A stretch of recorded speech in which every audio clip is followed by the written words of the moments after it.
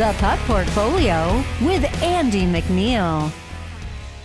Hey, welcome to the Puck Portfolio. My name is Andy MacNeil. I am your host. I am here on weekdays to provide NHL projections, betting advice, and strategies to help you make informed bets throughout the NHL season. It is Tuesday, March 12th. This show is sponsored by NorthStar Bets. You can check them out via the link in the description below. They are available to sports bettors across the Great White North.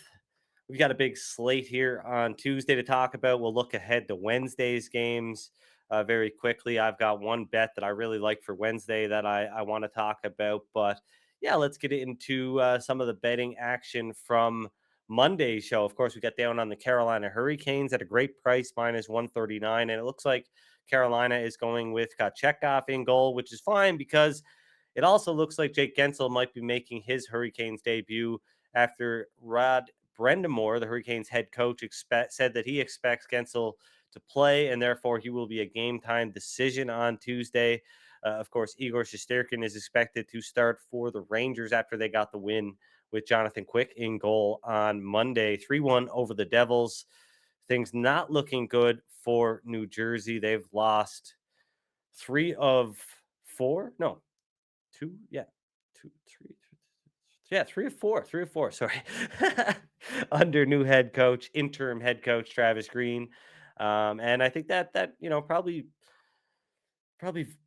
means a little bit of vindication for Lindy Ruff because nobody's going to be able to win with that goaltending in New Jersey. So we'll see if Jake Allen can help stabilize that, but it's probably too little, too late for the New Jersey Devils. Speaking of bad goaltending, it looks like Jonas Korpisalo will likely get the start for the Senators on Tuesday, and that's why I only risk a half unit at plus 102. I probably wouldn't be betting on the Sens if I did not get that slightly better price on Monday. Tristan Jarry is expected to start for the Penguins. A play that I do want to add here is the Seattle Kraken at plus 125 or better. That's a half unit play for me. I'd shop around for this one. The odds vary quite a bit, sportsbook to sportsbook. I've seen as good as plus 135 out there in the market. I don't think the Kraken are a very good team. I don't love the idea of betting on them to win this game, but Vegas has had a lot of trouble keeping pucks out of their own net. They've showed a lot of holes over the last month or so. So I'm going to risk 0.5 units on the Kraken at plus 125. Like I said, shop around for this one. The odds can get pretty big. It might not be Joey Decord in goal for the Kraken on Tuesday, and that will be a bit of a downer because he's been really good for Seattle. As I talked about on Monday's show, Seattle's been brutal offensively. Only the Blackhawks have scored fewer goals over the last month per 60 minutes. But the Kraken had been riding some really great goaltending, particularly from Decord. So we'll see what happens there. But thinking it might be Philip Grubauer getting the start in this one, and that makes me feel a little bit better about scaling this one down as low as I could go to 0.5 units at plus 125. Elsewhere, big change in the projection. Not a big change, but quite a big one because I didn't know if it was going to be Urson or possibly Felix Sandstrom in goal for the Flyers. Looks like it is going to be Samuel Urson, and that has changed the projection to minus 249, I believe, or something like that. But either way, still a bit of an edge on the Sharks by the looks of things. But I mean, San Jose, Chicago, those are two teams that I'm really not looking to back here down the stretch. I think backing the two worst teams in the NHL post-trade deadline is a good way to end up in the poorhouse, especially if, either of those teams, continues to trend in the way that they've been trending. So I look at San Jose's goaltending situation. Looks like Magnus Krona is going to get another start for the Sharks. 23-year-old former 5th-round pick. He's got one win the last game over the Senators in 5 career starts. And this is a game that Philly really can't afford to lose, right? I mean, John Tortorella not going to be behind the bench for the Flyers. He's suspended for 2 games. The Islanders lost last night, and they're in the second half of a back-to-back. Their remaining schedules, the Islanders and the Flyers, are very, very comparable. So I think if the Flyers want to make the playoffs, they've got to win the games that they're supposed to win, like this one, and they'll probably put forth a very strong effort versus the San Jose Sharks tonight. As far as some of the other starting goalies go, Alex Lyon is going to start for the Red Wings, while it looks like UPL Ukko-Pekka Luukkonen will start for the Sabres. It'll be Sergei Bobrovsky going up against Jake Ottinger in the Stars and Panthers game. We've got Caden Primo starting for the Habs against likely Elvis Merzlikins. I think that's been confirmed at this point. Peter Mrazek is expected to start for the Chicago Blackhawks, and Marc-Andre Fleury will be in goal for the Wild. Looking ahead to Wednesday's slate, there's a game that I really want to talk about. There are 4 games on Wednesday, but I want to key in on the Preds and the Jets. Like I think this opening price here that we're seeing is pretty appealing. Winnipeg is a good team, one that I'm certainly not looking to blindly fade by any means. But they're playing their 4th game in 6 days. Nashville coming into Winnipeg with 2 days rest. The Predators have been the second most profitable team on the road this season, super undervalued, and they're playing their best hockey of the season right now. Nashville ranks 7th in expected goals percentage over the last 30 days in all situations.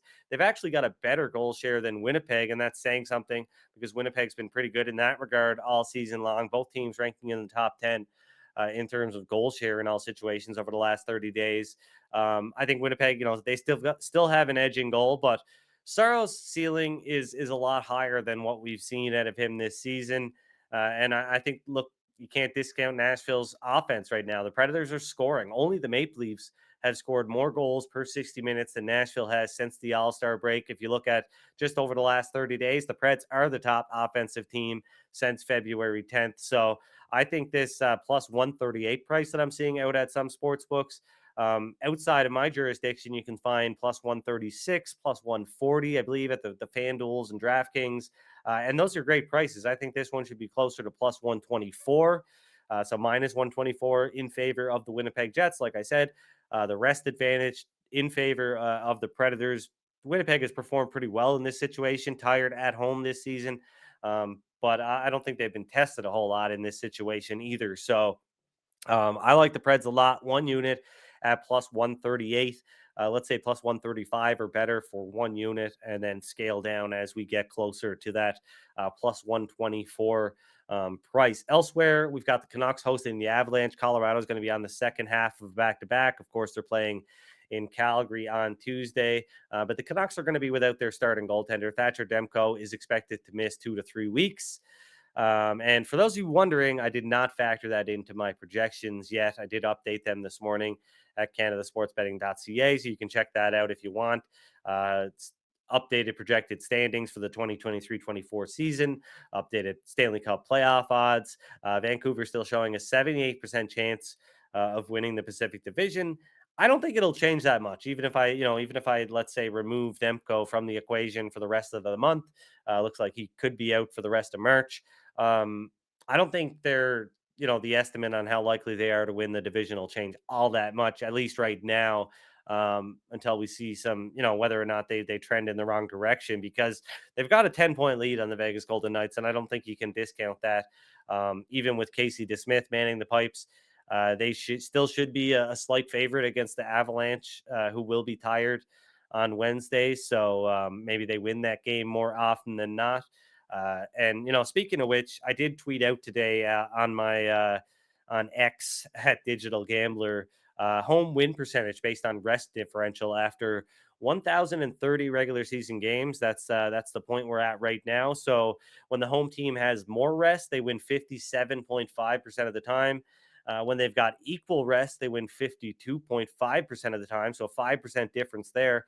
And when they've got less rest than the road team, they win just 49.5%. So an 8% swing there from more rest to less rest in terms of home win percentage. I think that's pretty valuable information, something that hockey bettors have to understand in order to handicap this crazy sport accurately. But yeah, rest is a weapon in the NHL. And you can check out Jeff's article over at canadasportsbetting.ca. He breaks down the entire week of the NHL schedule, points out all the rest and tired spots day by day. So check that out. I tweeted out a link to that this morning. on my Twitter account or X account. God, I hate that. I can't believe I'm still, debating what I should call it. But anyway, at Digital Gambler on Twitter, you can check that out and follow us at Can Sport Betting on Twitter as well for all the updates in the sports betting world from a Canadian's perspective. We should have a new Northern Exposure article out from Greg here coming probably tomorrow. I guess it's usually a Wednesday thing. All the latest from the Canadian iGaming sector, and of course, Jeff will have a lot of game previews coming out this week. I'm guessing he'll have something in his something cooking for today's hockey action. So check that out, and of course, yeah, updated strength of schedule. You can check that out. I updated it yesterday. See who's got the easiest and toughest remaining schedule in the NHL at canadasportsbetting.ca, and of course the projected standings and Stanley Cup playoff odds. Jake, what you think of Matt Rempe last night? I was thinking last week, look, it's only a matter of time before this guy does something stupid and ruins all the goodwill he made up, I guess, over the first couple of weeks, throwing down with some of the toughest guys in the NHL. And yeah, he did that last night, elbow to the head of Jonas Siegenthaler for the Devils. Then didn't answer the bell. So what's up with Matt Rempe? Yeah, I mean, I'm sure he was kind of like, huffing his own smoke, seeing a lot of the social media stuff about him, about how he was a force and everything like that. And it was like you said, it was just a matter of time before he kind of escalated things and tried to push the envelope and tried to be more and more of a pest for the Rangers. So yeah, I'm not entirely surprised that something went sideways there. Yeah, so he gets the boot. Suspended for, I believe, 2 games. Doesn't, I don't think that moves the needle for the Rangers. um, but yeah, they get the win over the Devils last night. They're in Carolina on Tuesday, and like I said, we've got a bet to win 1 unit on the Canes at -139. Jake Gensel going to be a game time decision. Um, of course, most of the value, if not all of the value, is gone at this point. And the same goes for the Senators, who have got a smaller play on half unit at +102, hoping they can beat the Pittsburgh Penguins. Pittsburgh is going to be looking for a win here, though. They're not going to just continue to lose and lose badly forever. So I expect a pretty competitive game. Last time these two teams met back on December 23rd, it went to overtime, 5-4 Senators win. And then, yeah, finally, I've got the Kraken half unit play at +125 or better. Like I said about this one, though, shop around odds vary quite a bit from sportsbook to sportsbook.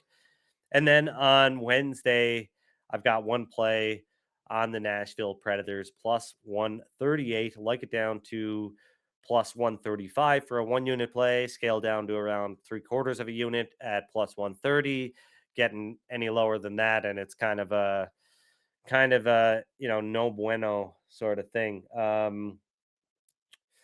Yeah, Nashville. I mean, they've been good, and the Jets have been one to throw in the towel every once in a while, I guess you could say. And this Preds team has been really good at home, so hopefully they can get the jump on the Winnipeg Jets on Tuesday.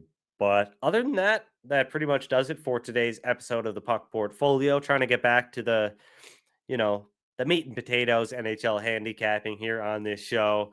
Going to have another NorthStar Bets weekly NHL betting insights article coming out today at Canada Sports Betting. So you can check that out. Have team money updates as well as some other updates from league trends from around the league from a betting perspective. So thanks for joining me on today's show. Really appreciate it. Drop a like on the video if you have not already. Subscribe to the Canada Sports Betting YouTube channel if you have not done that already. And we'll see you on Wednesday for a look ahead to Thursday's NHL games. Until then, good luck with your bets.